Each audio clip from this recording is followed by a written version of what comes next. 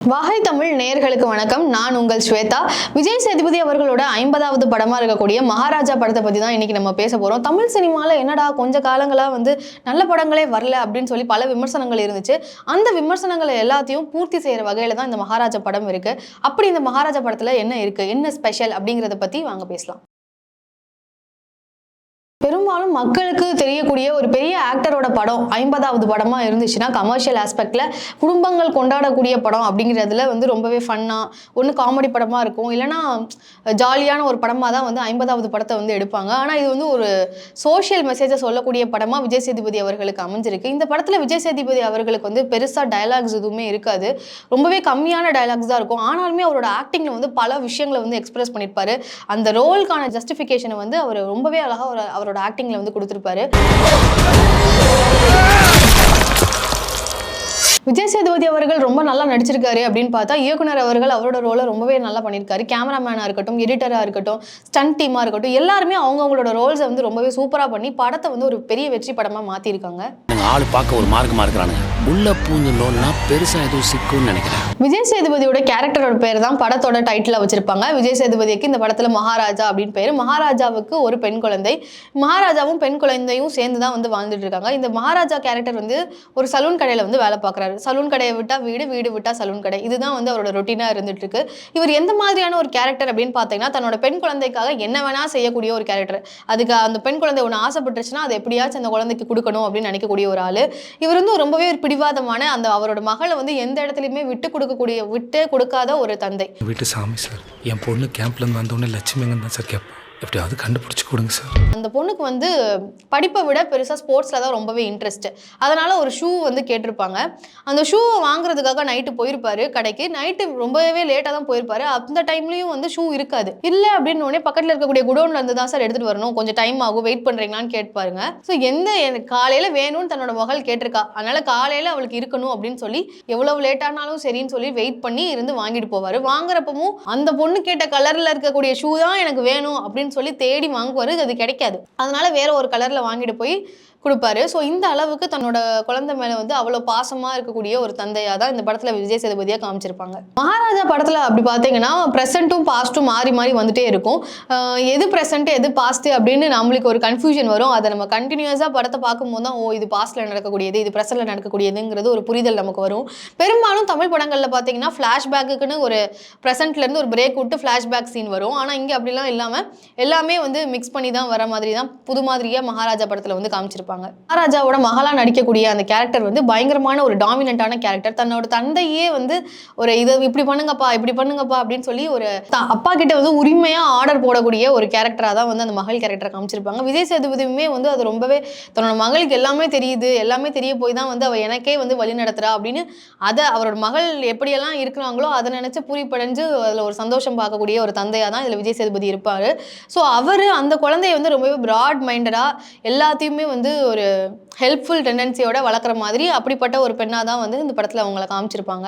பாச பிணைப்பில் இருக்கக்கூடிய இந்த இவங்களோட வாழ்க்கையில் என்ன நடந்துச்சு அப்படின்னு பார்த்தீங்கன்னா, விஜய் சேதுபதி அவர்கள் போலீஸ் ஸ்டேஷனுக்கு போவார். பொதுவாக போலீஸ் ஸ்டேஷனுக்கு போய் நகையை காணோம், காரை காணோம், இல்லை எங்கள் வீட்டில் இருக்கக்கூடிய ஆலையை காணோம் அப்படின்லாம் போய் கேஸ் கொடுப்பாங்க. யாராச்சும் குப்பை தொட்டியை காணோம் அப்படின்னு போய் கேஸ் கொடுப்பாங்க. ஆனால் நம்ம விஜய் சேதுபதி அவர்கள் மகாராஜா படத்தில் போலீஸ் ஸ்டேஷனில் போயிட்டு என்னோட குப்பை தொட்டியை காணோம், நான் அதுக்கு அந்த குப்பை தொட்டிக்கு ஒரு பேரை வேற வச்சு லட்சுமி, அதான் லட்சுமியை காணும்னு சொல்லுவார். போயிட்டு லட்சுமி கேஸ் அட்லீஸ்ட் சிபிஐக்கு சிபாரிசு பண்ண முடியுமா சார்?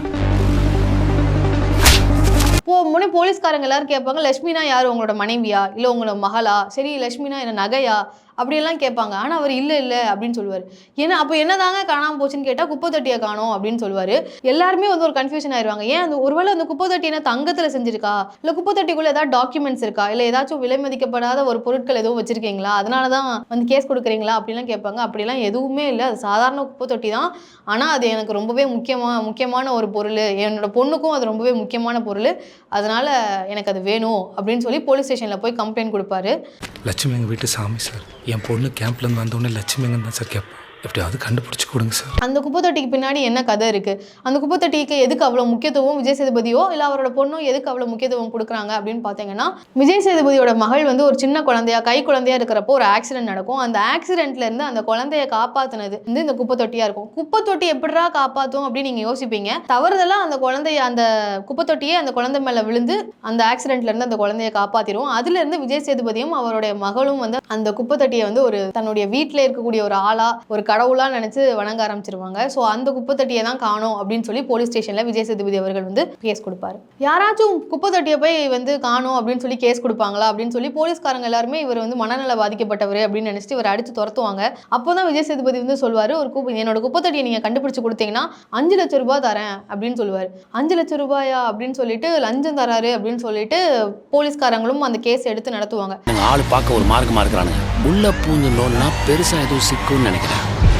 போக போக டிமாண்ட் பண்ணி 7 லட்சம் ரூபாய்க்கு வந்துடும். 5 லட்சம் ரூபாங்கிறது பேசப்பட்டது 7 லட்சம் ரூபாய்க்கு வந்துடும். அவங்களும் அவங்க வேலையில் ஈடுபாடாக செஞ்சு தேட ஆரம்பிப்பாங்க. ஒருத்தர் லட்சத்தில் லஞ்சம் கொடுக்குறேன்னா கோடியில் ஏதோ பதுக்குறேன்னு அர்த்தம். ஒருத்தர் 7 லட்சம் ரூபாய் ஒரு குப்பை தொட்டிக்கு கொடுக்குறேன் அப்படின்னு சொல்கிறாரு. அப்போ அந்த குப்பை தொட்டி உண்மையாகவே வந்து இவர் சொல்கிற மாதிரி வெறும் பொருள் தானா இல்லை வேறு எதுவும் அதுக்குள்ளே இருக்குமா அப்படின்னு சொல்லி போலீஸ்காரங்களுக்கு டவுட் வரும். ஸோ இந்த டவுட்லேயே அவங்க வந்து தேடிக்கிட்டே இருக்காங்க. போலீஸ்காரங்களும் எத்தனை நாளைக்கு தான் இந்த கேஸ் ஓப்பன்லேயே வச்சுருப்பாங்க?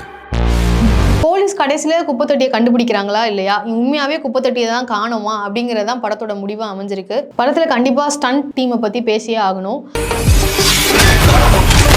ஃபைட் சீன்ஸ் எல்லாமே ரொம்பவே சூப்பராக இருக்கும். பெரும்பாலும் நான்லாம் எந்த மாதிரி படம் பார்ப்பேன் அப்படின்னு பார்த்தீங்கன்னா, வீட்டில் படம் பார்க்குறோம், தியேட்டரில் கிடையாது. வீட்டில் படம் பார்க்குறப்போ ஃபைட் சீன்ஸ்லாம் வந்துட்டுனா அதை ஸ்கிப் பண்ணிவிட்டு ஃபார்வர்ட் பண்ணிவிட்டு பார்க்கக்கூடிய ஒரு ஆள் தான். ஃபைட்ஸ் எல்லாம் அவ்வளோ விரும்பி பார்க்க மாட்டேன். ஆனால் இந்த படத்தை பொறுத்த வரைக்கும் நான் பார்க்குறப்போ எனக்கு ஃபைட்ஸ்லேயுமே வந்து ரொம்ப எங்கேஜிங்காக படத்தில் வந்து எடுத்துகிட்டு போயிருப்பாங்க. அந்த அளவுக்கு ஃபைட் சீன்ஸுமே ரொம்ப நல்லாயிருக்கும்.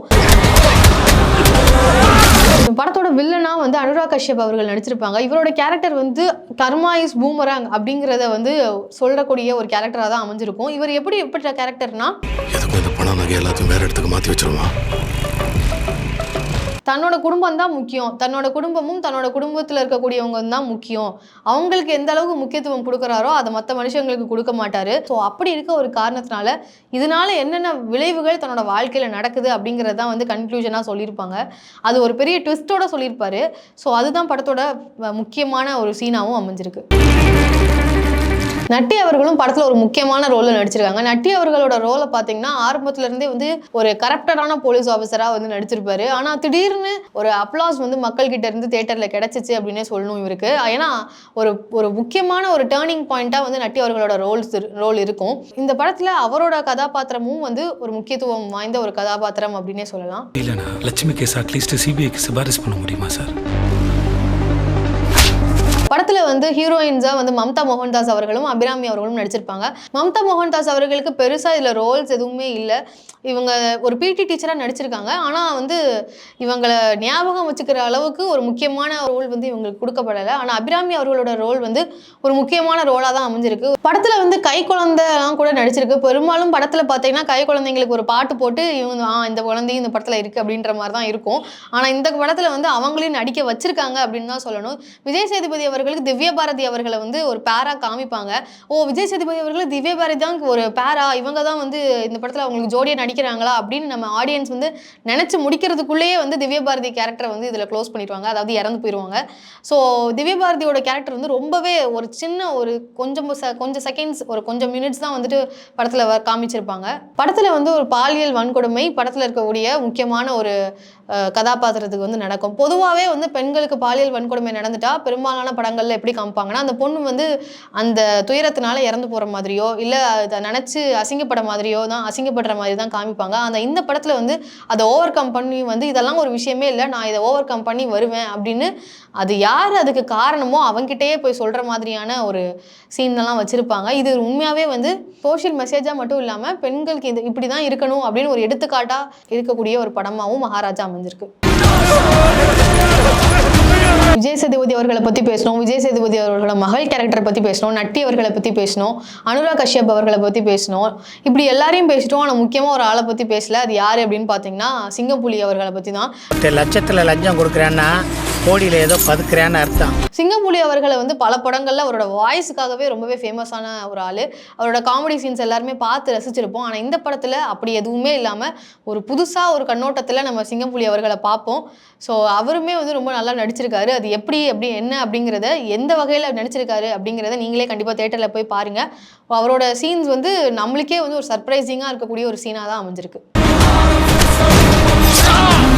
மகாராஜா வந்து கண்டிப்பாக தேட்டரில் போய் பார்க்குறதுக்கு ஒர்த்தான படம் அப்படின்னு தான் நான் நினைக்கிறேன். ஸோ நீங்களும் தேட்டரில் போய் பார்த்துட்டு எப்படி இருக்குது அப்படிங்கிறத கமெண்ட்டில் சொல்லுங்கள். நன்றி, வணக்கம். உன் தலையை எடுத்த மாதிரி அவன் தலையை எடுக்கிறானா?